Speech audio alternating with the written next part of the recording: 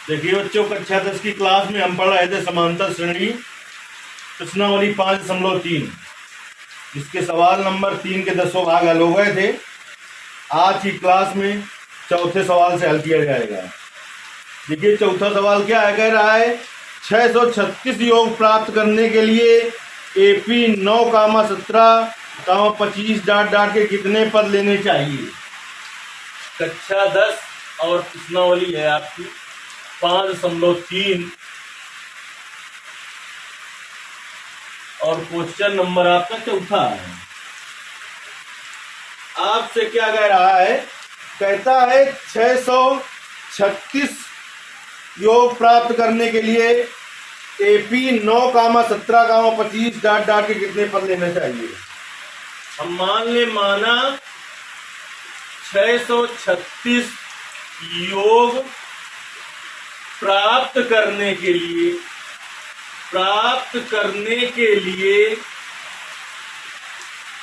AP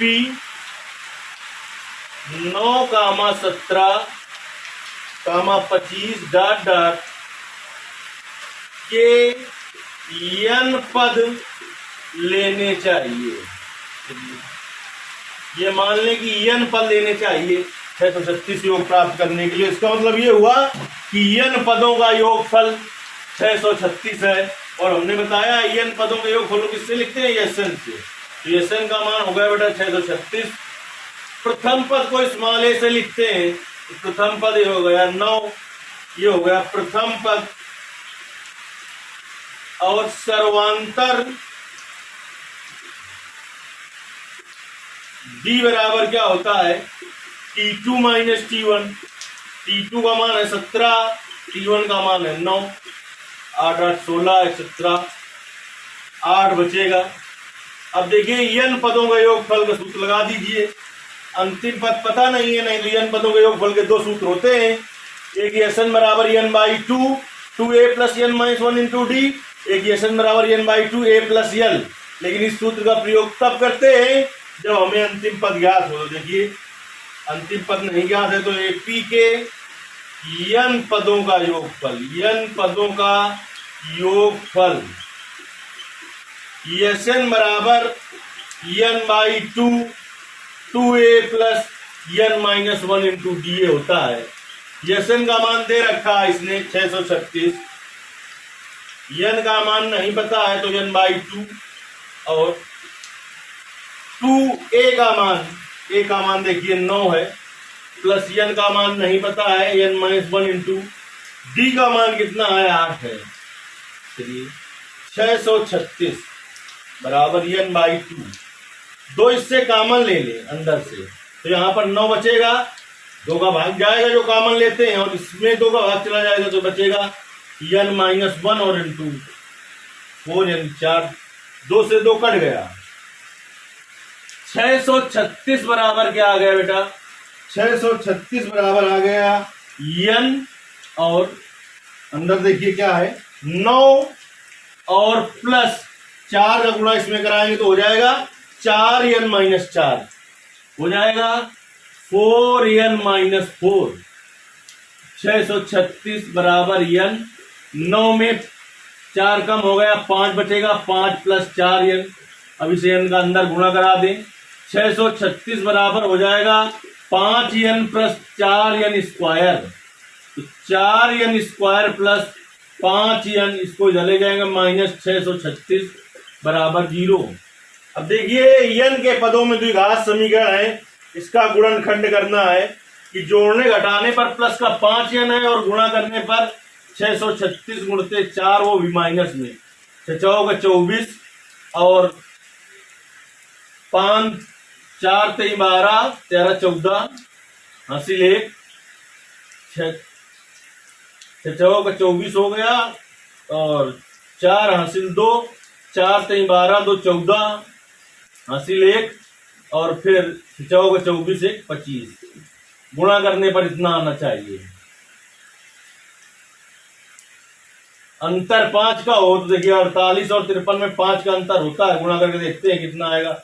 8 3 का 24 और 4 3 12 13 14, 8 5 40 और 5 चौको 20, 4 24, 4 4 5 2 25 44, यानी कि 53 और 48 में टूटेगा।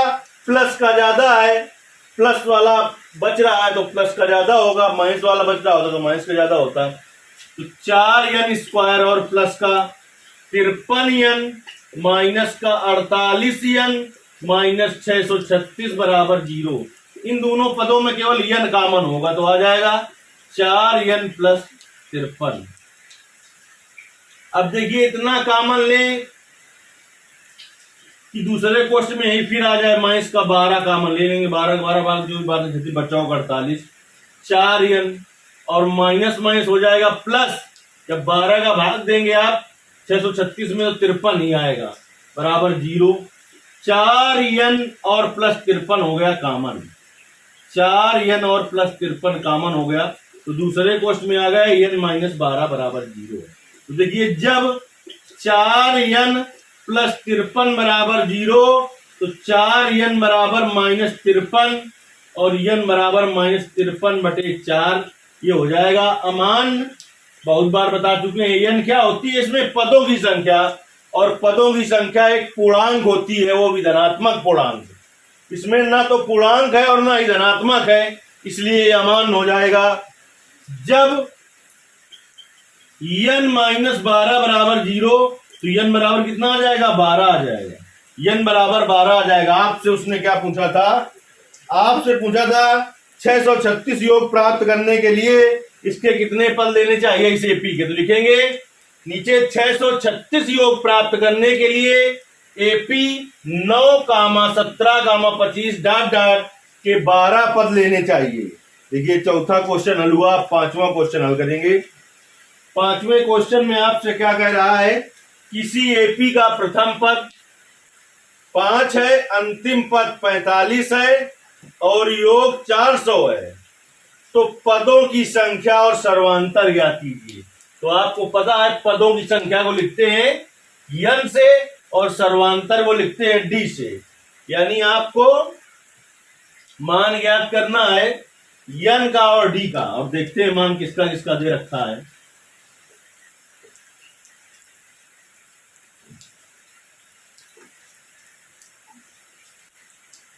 तो ये कहता है किसी एपी का प्रथम पद 5 है, तो आपको पता है प्रथम पद जो होता है उसे ए से लिखते हैं, 5 दिया है। फिर क्या दिया है, अंतिम पद पता है आपको, अंतिम पद को यल से लिखते हैं, अंतिम पद दिया है यल, कितना दिया है 45 है। योगफल को पता है आप, योगफल को किससे प्रदर्शित करते हैं, योगफल को यस्यन या यश से प्रदर्शित करते हैं, यस्यन बराबर दे रखा है कितना 400। पदों की संख्या, पदों की संख्या जिसको हम n से डिनोट करते हैं, इसका मान पूछा है, और किसका मान पूछा है सर्वांतर, जिसको हम d से डिनोट करते हैं, इसका मान पूछा है। तो पहले एपी के n पदों का योगफल, n पदों का योगफल लगा देते हैं। यस n बराबर अंतिम पद पता हो तो n/2 a प्लस यल, इस सूत्र का प्रयोग करना चाहिए। यस n का मान है 400, n का मान पता नहीं है, ज्ञात करना है। a का मान पता है 5 और n का मान पता है 45। तो 400 बराबर n/2, 45 में 5 जोड़ेंगे 50 हो जाएगा और 2 से कट जाएगा 25 हो जाएगा, यानी कि 25 n बराबर आ गया बेटा 400। तो n बराबर कितना आ जाएगा 400 बटे 25, 25 का भाग दे दिया जाए इसमें, 25 अट्ठे होता है 200, तो उसका 2 गुना है 400, तो 8 दूनी 16 बाहर जाएगा। n का मान तो आ गया 16, पदों की संख्या जो है वो 16 आ गई। और हमें क्या ज्ञात करना है सर्वांतर, तो अब सूत्र लगा दें, एपी का अंतिम पद, एपी का अंतिम पद यल बराबर a plus n minus 1 into D. L का मान देखिए कितना है 45 है, बराबर a का मान 5 है, यन का मान अभी अभी ज्ञात किया है 16 है, माइनस 1 गुणते डी, तो इसको इधर ले आए, प्लस में इधर माइनस में आएगा। 45 माइनस 5 बराबर 15 डी। तो देखिए 45 में 5 कम हो गया, कितना आएगा 40 बराबर आ जाएगा 15 डी। डी बराबर 40 बटे 15 हो जाएगा, 5 से काट दिया जाए, 8 5 40, 5 3 15, डी का मान आ जाएगा 8 बटे 3। चलिए आंसर मिला लेते हैं। पदों की संख्या 16, यन का मान 16 आया, और जो सर्वांतर पूछा था उसने, सर्वांतर डी, वो 8 बटे 3 आई गई, सूचना वाली 5.3। यन का मान 16 और डी का मान 8 बटे 3 आया। चलिए इस तरीके से ये 5वां सवाल हल हुआ। 6वां सवाल हल करते हैं। अब देखिए 6वां सवाल क्या है।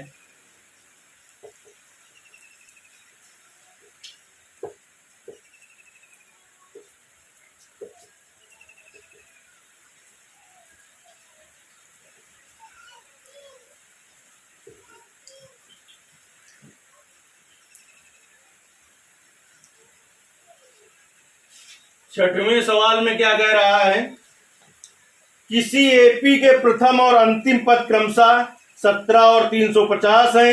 यदि सर्वांतर 9 है तो इसमें कितने पद और इनका योग क्या है। पदों की संख्या यन का मान पूछा है और योग यसन का मान पूछा है। देखिए दिया क्या क्या है, किसी एपी के प्रथम पद, प्रथम पद देखिए कितना दे रखा है, आपको पता है प्रथम पद को इससे लिखते हैं ए से। तो देखिए प्रथम पद कितना है 17 है, अंतिम पद यल कितना है 350 है, सर्वांतर कितना है 9 है, सर्वांतर जो डी है वो 9 दे रखा है। तो इनमें से कितने पद होंगे या और योग कितना होगा, यानी यन का मान पूछा है आपसे और यसन का मान पूछा है। चलिए पहले सूत्र लगा दें हम। एपी का अंतिम पद, यानी एपी का मतलब होता है समांतर श्रेणी। समांतर श्रेणी को संक्षेप में एपी से लिखा जाता है यल बराबर A plus N minus 1 into D. L का मान पता है कितना है 350 और ए का मान कितना है 17 प्लस यन का मान ज्ञात करना है और डी का मान कितना है 9। तो 350 बराबर 17, 9 का गुणा करा दे इसमें, 9 यन माइनस 9। तो 350 बराबर 17 में 9 कम हो जाएंगे, कितना बचेगा 8 बचेगा, 9 यन और प्लस का 8। ये प्लस का 8 इधर ले आएंगे, 350 माइनस का 8 बराबर 9 यन। तो 9 यन बराबर कितना आ जाएगा 350 में कम हो जाएगा 8, 342 बचेगा। तो यन बराबर कितना आ जाएगा 342 बटे 9। 9 का भाग इसमें दे लेते हैं, 342 में 9 का भाग देंगे, न 4 का 36 ज्यादा हो जाएगा, 9 3 27, 7 9 8 72, 9 का भाग देंगे 342 में तो 38 बार जाएगा। यन का मान तो निकल आया 38, एक चीज निकल आई।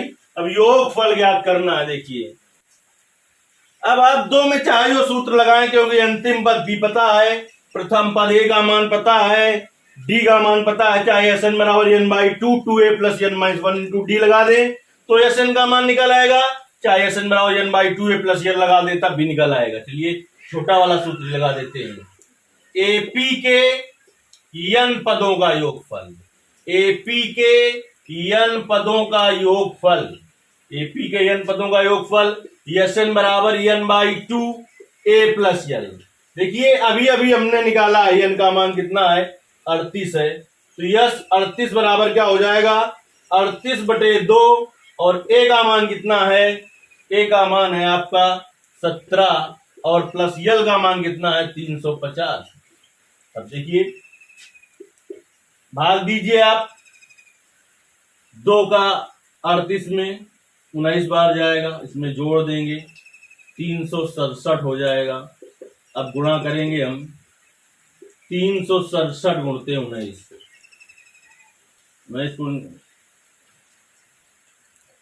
19 सत्ते हुआ 133, हासिल 13 हो गया। 19 का 114, 114 इसमें जोड़ देंगे, 13 हासिल था, 4 3 7 और 2 1, 127 7 हो गया हासिल, फिर 12 हो गया, 19 3 57 हो गया और 57 में जोड़ देंगे 12 9 और 69 हो जाएगा। गुणा करने पर इसका आएगा 6973, 6973। देखिए अगर कोई भी सवाल ना समझ में आए तो आपको जरूर पूछना है कमेंट करके। इसके आगे के जो सवाल होंगे वो अगली क्लास में बताए जाएंगे।